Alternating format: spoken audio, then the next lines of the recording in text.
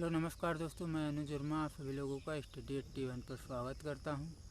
आज हम सीखेंगे मोहम्मद गौरी के बारे में। पिछले वीडियो में हमने सीख लिया था मोहम्मद गजनवी के बारे में और मोहम्मद बिन कासिम के बारे में सीखा था। आज हम सीखेंगे मोहम्मद गौरी के बारे में।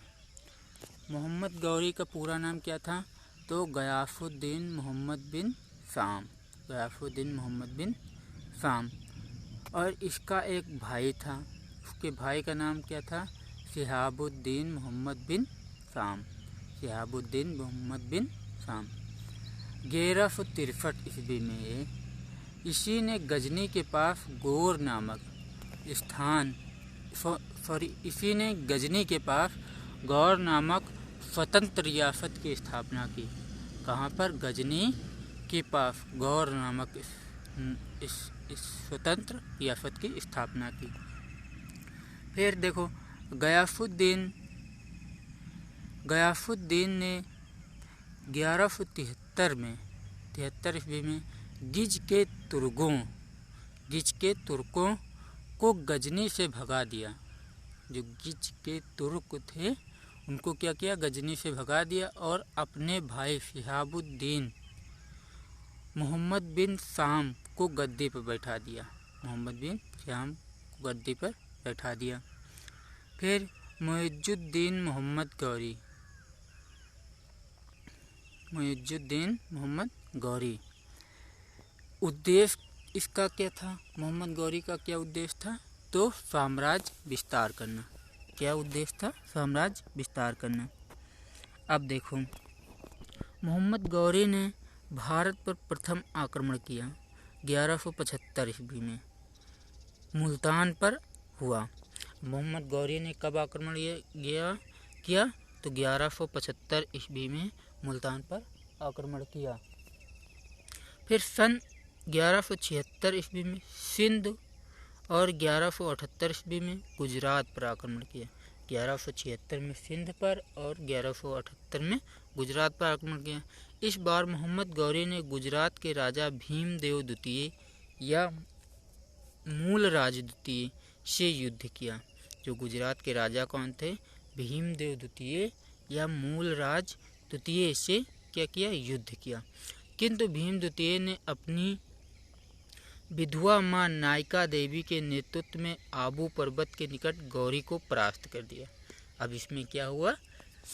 जो भीम द्वितीय की विधवा माँ थी नायका देवी, उसके नेतृत्व में जहाँ पर युद्ध हुआ आबू पर्वत के निकट, गौरी को वहाँ क्या किया? इसने परास्त कर दिया। यह मोहम्मद गौरी की भारत में पहली पराजय थी। यह मोहम्मद गौरी की भारत में क्या थी? पहली पराजय थी। फिर 1179 ईस्वी में पेशावर में युद्ध हुआ और अधिकार किया। फिर 1181 ईस्वी में लाहौर में और 1189 ईस्वी में भटिंडा को जीत लिया। किसने? मोहम्मद गौरी ने। कब जीता? 1179 ईस्वी में पेशावर को जीता। फिर 1181 ईस्वी में लाहौर को जीता। 1189 ईस्वी में भटिंडा को जीत लिया। तराइन का प्रथम युद्ध हुआ। मोहम्मद गौरी और पृथ्वीराज चौहान के बीच में। मोहम्मद गौरी और पृथ्वीराज चौहान के बीच में। इसमें क्या हुआ? पृथ्वीराज चौहान जीत गया, मोहम्मद गौरी हार गया। सन 1991 ईस्वी में ये पहला युद्ध हुआ पृथ्वीराज चौहान। फिर तराइन का द्वितीय युद्ध हुआ, मोहम्मद गौरी की जीत हुई और इसमें क्या हुआ? पृथ्वीराज चौहान हार गया। कब हुआ था? तो 1192 ईस्वी में हुआ था। फिर चंदावर का युद्ध ये कहाँ हुआ था? तो कन्नौज के पास हुआ था। कहाँ हुआ था? कन्नौज के पास हुआ था। इसमें राजा जयचंद और गौरी थे। एक तरफ राजा जयचंद थे, एक तरफ गौरी थे, मोहम्मद गौरी। तो इसमें भी मोहम्मद गौरी की जीत हुई। अब आगे देखो क्या।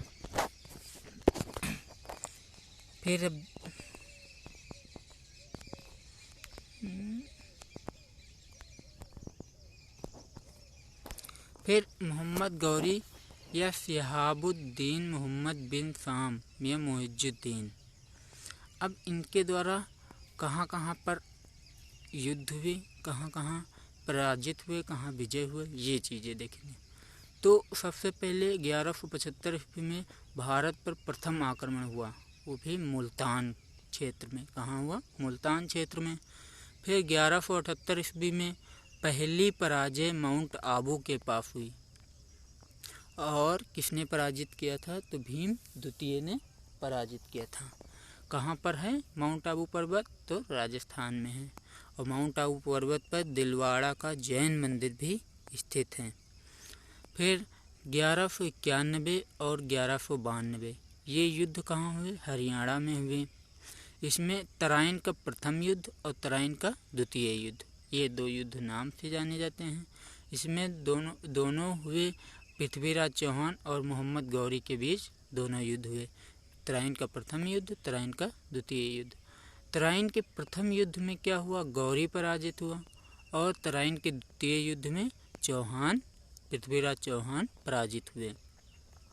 फिर 1194 ईस्वी में कन्नौज में युद्ध हुआ, चंदावर का युद्ध। कन्नौज के पास है कौन सा युद्ध? चंदावर का युद्ध। इसमें जयचंद पराजित हुआ। कौन पराजित हुआ? जयचंद। फिर देखो, मोहम्मद गौरी को भारत में तुर्की साम्राज्य का वास्तविक संस्थापक माना जाता है। मोहम्मद गौरी क्या माना जाता है? तुर्की साम्राज्य का वास्तविक संस्थापक। मोहम्मद गौरी के सिक्कों पर एक तरफ देवी लक्ष्मी की आकृति बनी है, तो दूसरी तरफ अरबी में कलमा लिखा है। अब मोहम्मद गौरी ने जो सिक्के ढलवाए थे, उसमें एक तरफ देवी लक्ष्मी की आकृति बनी थी और दूसरी तरफ किसकी बनी थी? तो अरबी में कलमा लिखा था। मोहम्मद गौरी के मुख्य गुलाम कौन कौन थे? तो मोहम्मद गौरी के मुख्य गुलाम दो थे, कुतुबुद्दीन ऐबक और इख्तियारुद्दीन मोहम्मद बख्तियार खिलजी। इख्तियारुद्दीन मोहम्मद बख्तियार खिलजी। चंदावर के युद्ध में विजयों उपरांत मोहम्मद गौरी ने भारत में जीते गए क्षेत्रों को अपने गुलाम कुतुबुद्दीन ऐबक को प्रतिनिधि के रूप में नियुक्त करके वापस गजनी चला गया। अब देखो, जो मोहम्मद गौरी ने जीते थे, अब चंदावर के युद्ध में के जो विजय हुई, उसके बाद जो मोहम्मद गौरी ने भारत में जो क्षेत्र जीते थे, तो उसको किसको दे दिया? गुलाम के कुतुबुद्दीन ऐबक को प्रतिनिधि के रूप में नियुक्त करके वापस मोहम्मद गौरी क्या हुआ? गजनी चला गया। फिर देखो, इख्तियारुद्दीन मोहम्मद बख्तियार खिलजी। इख्तियारुद्दीन मोहम्मद बख्तियार खिलजी बिहार व बंगाल के विजय के बारे में गौरी व ऐबक ने सोचा भी न था। बिहार और बंगाल के विजय के बारे में गौरी और ऐबक ने सोचा भी नहीं था। वह काम गौरी के साधारण से गुलाम ने कर दिखाया। वह काम किसने कर दिखाया? ये बख्तियार खिलजी ने कर दिखाया।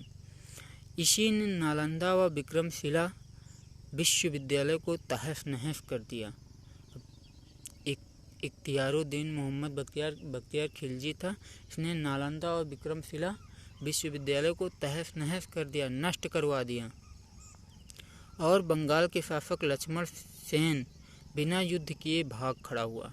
और जो बंगाल का शासक था लक्ष्मण सेन, ये बिना युद्ध किए भाग गया। और फिर लक्ष्मण सेन के दरबारी कवि थे जयदेव, उन्होंने एक किताब लिखी थी गीत गोविंद, उसी में इसकी चर्चा मिलती है। फिर मोहम्मद गौरी खोखरों को दबाने के लिए पुनः भारत आया, किंतु वापस गजनी जाते समय सिंध नदी के किनारे दयमक नामक स्थान पर 1206 ईस्वी में उसकी हत्या हो गई। अब देखो, मोहम्मद गौरी जब खोखरों को दबाने के लिए पुनः भारत आया, तो अब उसने दबा तो दिया, लेकिन वह क्या किया? जब वापस जाने लगा गजनी जाते समय, तो सिंधु की नदी के किनारे दयमक नामक स्थान पर 1206 में इसकी मृत्यु हो गई। अब इसके बाद स्टार्ट होता हमारा गुलाम वंश। अब गुलाम वंश को हम अगले वीडियो में सीखेंगे। पहले आपको गुलाम वंश के बारे में ओवरव्यू दे देंगे कि हमको क्या क्या पढ़ना है, ये चीज़ें बताएंगे। फिर उसके बाद हम पूरे डिटेल से एक एक शासक को पढ़ेंगे। अगर आप लोगों को मेरा वीडियो अच्छा लगा हो तो प्लीज़ इसको लाइक करें, सब्सक्राइब कर लें, शेयर कर लें और कमेंट ज़रूर से करें। Thank you so much.